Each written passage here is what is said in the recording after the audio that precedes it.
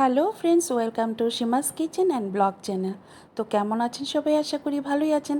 চলুন আজ আপনাদের সাথে শেয়ার করব আমি পনির কোফতা। তো পনির কোফতা কিভাবে বানাতে লাগে সবটাই আমি শেয়ার করছি। দেখুন কোফতাগুলো রেডি করেছি। তো কোফতা বানানোর জন্য আমার লাগছে আলু সেদ্ধ, লাগছে পনির, লাগছে গোলমরিচ গুঁড়ো, নুন, হলুদ, জিরে ধনে গুঁড়ো, গরম মশলার গুঁড়ো, আর লাগছে কাসুরি মেথি, আর একটু সামান্য ঘি, আর একটু নুন চিনি তো ব্যালেন্সের জন্য লাগবেই, আর একটু হলুদ। সব কিছু দিয়ে ব্রেড ক্রাম্বসও দিয়েছি। একটু ব্রেড ক্রাম্বসকে আমি একটু মিক্সচার গ্রাইন্ডারে ঘুরিয়ে ব্রেড ক্রাম্বসও দিয়েছি। ভালো করে সমস্ত ব্যাটারটা ডোটা আমি তৈরি করে আমি কোফতাগুলো বানাবো। তো কোফতাগুলো আমার মোটামুটি গোল করে আমি রেডি করে রেখে দিয়েছি। একটু লম্বা আকারে কোফতাটা রেডি করেছি। তো কোফতাটা রেডি করেছি। কোফতার জন্য যে গ্রেভিটা আমার লাগবে সেই গ্রেভিটাও আমি রেডি করে দিয়েছি। তো সমস্তটা তো পুরোপুরি ভিডিও করে উঠতে পারা যায় না, যেহেতু একা একা ক্যামেরা ধরে করতে লাগে, তাই যতটুকু পারলাম আপনাদের সাথে শেয়ার করলাম, আপনারা বুঝে নেবেন। তো গ্রেভিটার জন্য আমি কি ব্যবহার করেছি, গ্রেভির মধ্যে আছে টমেটো, আছে পেঁয়াজ, রসুন, আদা, মগজবীজ, কাজু বাদাম, রসুন, সমস্তটাকে একটু কড়াইটা গরম করে তেল দিয়ে, একটু সাদা তেল দিয়েছি, জিরে দিয়েছি, দিয়ে সবগুলো যে কেটে রেখেছিলাম টমেটো, পেঁয়াজ টেয়াজ সব কিছু দিয়ে একটা পেস্ট তৈরি করেছি, যেটা আমি কোফতার গ্রেভির জন্য ব্যবহার করব। তো গ্রেভিটা তো আমার রেডি হয়ে গেছে। গ্রেভিটা তো আমি বানাতে লাগবে, যেহেতু কোফতা আমি বানিয়ে রেখেছি। কোফতাগুলো ওখানে আমি একটার পর একটা ভেজে নিব। তো কোফতা তো ভাজার জন্য বসিয়ে দিয়েছি কড়াইতে। তো একটার পর একটা কোফতা ভেজে আমি তুলে নিব। প্রথম কোফতাগুলো একটু হালকা আঁচে ভাজবো, যাতে কোফতাটা ভেঙে না যায়। আর এক্ষেত্রে দিয়ে কোফতাগুলো দেখো খুব সুন্দর লাল লাল করে কোফতা বানানো হয়ে গেছে। তো অলরেডি আমি কোফতাগুলো নামিয়ে নিয়েছি। কিছু কোফতা আমার একটু ভেঙে গেছে, লেগে গেছিলো তার জন্য, কারণ আমার তেল যখন আমি কোফতাগুলো করেছিলাম তেলটা গরম হয়নি। তো কোফতাগুলো তো রেডি হয়ে গেছে। এখন বসিয়ে দিলাম কড়াই। তো কড়াইতে আমি ফোড়ন দিব দারচিনি, এলাচ আর লবঙ্গ, দিয়ে দিব কসুরি মেথি আর তেজপাতা। তেজপাতা দিয়ে রেখেছি, সাদা তেলই ইউজ করছি। দিয়ে দেবো গোটা জিরে। ফোড়নটা দেওয়ার পর যে ব্যাটারটা আমি তৈরি করে রেখেছিলাম ওই ব্যাটারটার মধ্যে আমি দেব সমস্ত উপকরণ। আমি একটু এই যে ফোড়নের মধ্যে একটু কারি পাতা দিয়ে দিলাম, তারপর দিয়েছি ব্যাটারের মধ্যে জিরে ধনে গুঁড়ো, তারপরে দিব হলুদ গুঁড়ো, নুন, আর দিয়ে দিব লঙ্কা গুঁড়ো।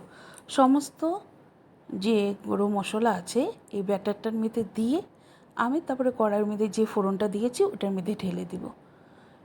বাটির মধ্যে একের সাথে যদি আমি গুঁড়োগুলো রেখে দিই তাহলে ফোড়নটা দিতে ভালো হয়।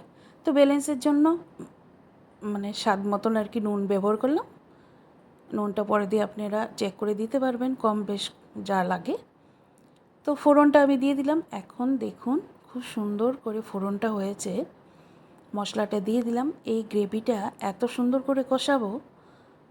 অর্ধেক তো আমি আগে মশলাটা যখন পেস্টটা তৈরি করেছিলাম ওইখানে তো আমি একটু আমার যে গ্রেভির জন্য টমেটোগুলো আমার তো অর্ধেকটা সেদ্ধই হয়ে গেছিলো। এখন ভালো করে মোটামুটি ভেজে আমি কষিয়ে নেব ঝোলটা। তো ভালো করে কষাতে থাকবো। তারপর এই ঝোলের মধ্যে আমি ব্যবহার করব এক চামচ ঘি, আর দিয়ে দেব একটু চিনি, দিয়ে ভালো করে আবার কষাবো।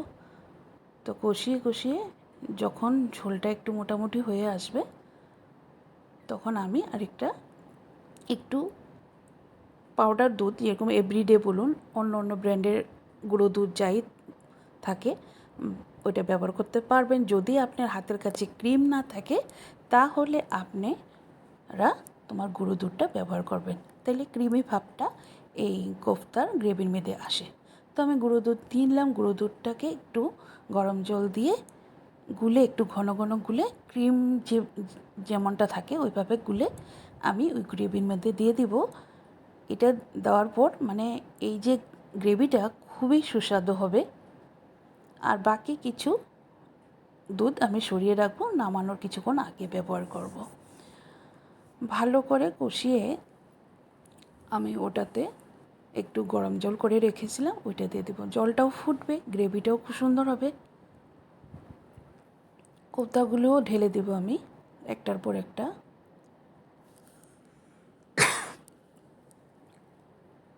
তো ঝোলটা পরিমাণ মতো দিয়েছি, পরিমাণ মতোই দিব, কারণ ঝোলটা টেনে যাবে কোফতাতে, ঝোলটা একদম টেনে যাবে। তো ঝোলটা ওইভাবেই রাখবো আমার কোফতা যতটুকু আছে। তো আমি আবারও একটু কসুরি মেথি হাতে ঘষে আমি দিয়ে দিলাম। তো দেখুন খুব সুন্দর কালার এসেছে, খেতেও দুর্দান্ত হয়েছিল। আমি খুব শর্টলি আপনাদেরকে দেখাচ্ছি, কিছু ভুল ত্রুটি হলে ক্ষমা করবেন, কিছু জানার থাকলে অবশ্যই কমেন্ট বক্সে আমার কমেন্ট করে জানাবেন। তো ঝোলটা তো ফুটে উঠলো, কোফতাগুলো আমি ছেড়ে দেবো। কোফতা দেওয়ার পর 5 মিনিট ঝোলটা ফুটে উঠলে আমি নামিয়ে নেব, কারণ বেশি ফোটালে কোফতাগুলো ভেঙে যাওয়ার চান্স আছে। তো যে বাকি গুঁড়ো দুধটা আমি গুলে রেখেছিলাম ওইটা দিয়ে কিছুক্ষণ ফুটে উঠলে আমি কোফতাটা নামিয়ে নেব। নামানোর কিছুক্ষণ আগে একটু গরম মশলা গুঁড়ো দিয়ে নামাতে লাগবে। তো গরম মশলা গুঁড়োটা দিয়েছি, ওইটা স্কিপ হয়ে গেছে, উঠেনি। তো আপনারা অবশ্যই গরম মশলা ইউজ করবেন। আমি বলতে গিয়ে আটকিয়ে যাচ্ছি।